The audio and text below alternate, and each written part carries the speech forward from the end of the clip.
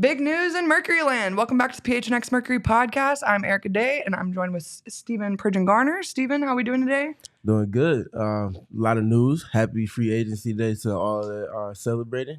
It's been a very loud week for the Mercury. I'd be expecting some more news to come. I feel like we're going to finish recording this, and then about 15 minutes later, we're going to get 6 ESPN notifications, and I'll be like, Stephen, can you meet me back at the studio after the ASU game? But anyways, so all that to say, here we are. I feel like we've been beating this dead horse for long enough. Let's get to it. Satou Sabally is officially a Phoenix Mercury. She has been acquired via 3-team trade that sends Sophie Cunningham to the Fever, as well as brings Kalani Brown and Sevgi Uzun. I hope I'm saying that right, and I'm so sorry if I'm not, to the Mercury. The Wings also will get Ty Harris, which, funny enough, she was a Mercury for a solid 24 hours. Maybe even not even officially a Mercury because the paperwork was probably never even signed. The rights to Kiki Herbert-Harrigan, as well as Melissa Smith, and the Indiana Fever number 8 pick, and then the Mercury number 19 pick in this year's draft will go to the Fever as well. So that's 2 top 20 picks that the Mercury no longer have.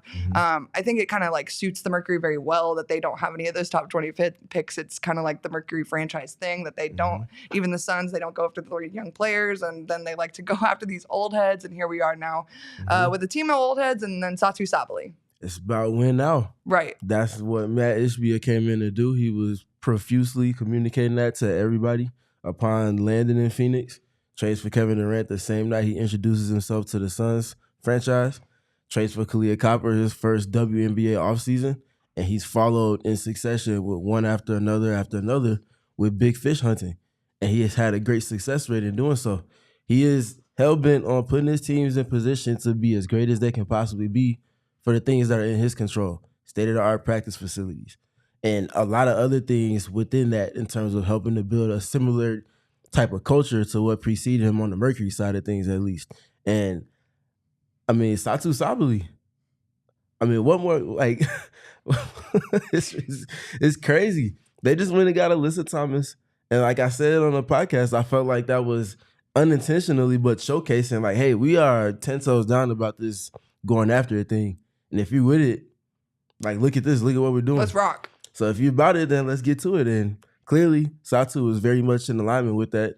She is very much ready to get going and followed up with hitting the game winner in the rival game yesterday. I know. Seriously, between that, the U of A game, just all the things going on yesterday, the chaos going on inside my head was absolutely unreal. Needless to say, though, Matt Ishbia, if he wanted to, he would. Seriously. I saw Holly Rowe talk about it yesterday. Satou Sabally has been a top prospect for the Mercury for a very long time. Like they have been targeting Satou for well over 6 months now, and every move that they've made in the offseason has been anticipation for this moment and getting Satou. I don't think the Mercury is done. I think we are yet to see probably at least one more big move from the Mercury throughout maybe the end of the day, but probably the end of the week. But I mean, this move of Satou in itself is huge. Yeah, it is. It's another context shifting move. You add Alyssa Thomas, that's one big move. You add Satou, you now have 2 of the 6 most versatile defenders in the entire WNBA, one of which is a perennial Defensive Player of the Year candidate. The other one is one that, especially with Alyssa Thomas and now with Kahleah Copper as well, will most likely stake some claim in that top 10 for the Defensive Player of the Year race herself in Satou.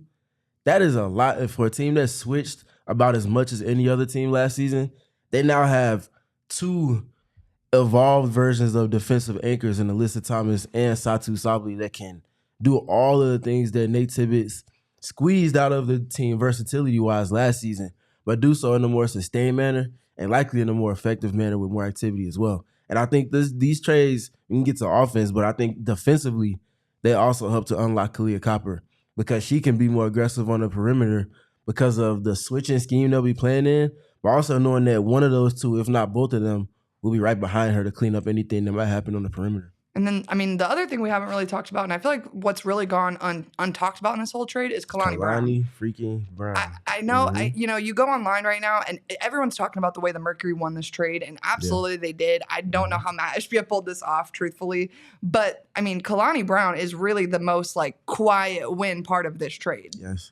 You talk about the flaws of the Mercury last season, defensive rebounds, conceding offensive rebounds, both of which at league low rates, and just generally getting stops, being able to protect the rim, and grabbing the rebound to stamp a stop. Yeah, that's the closeout, right?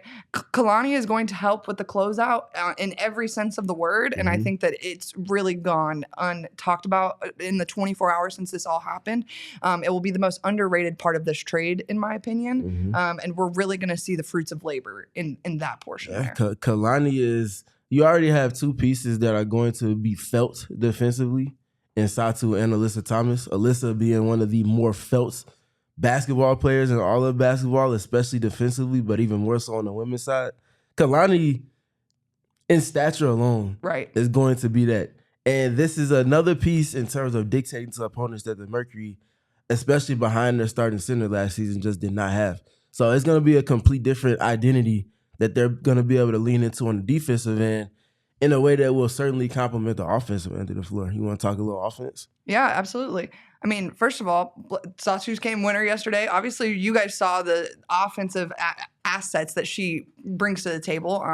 You know, she's been doing it a long time. She took last year off with the wings, so you guys kind of missed out on that opportunity last season. But, I mean, she's a 3-level scorer, period. She is. And speaking to the 3-level, I think she only played maybe 15 games because she returned after the Olympics last season. I want to say it was like 12. Yeah. Yeah. But in those 12 to 15 games, whatever the number it was, she shot 45% from three on almost 6 attempts a game. That number is going to have to hold up for the Mercury's offense to be where they want it to be, especially with the style that Nate communicated to us last season and letting that thing fly.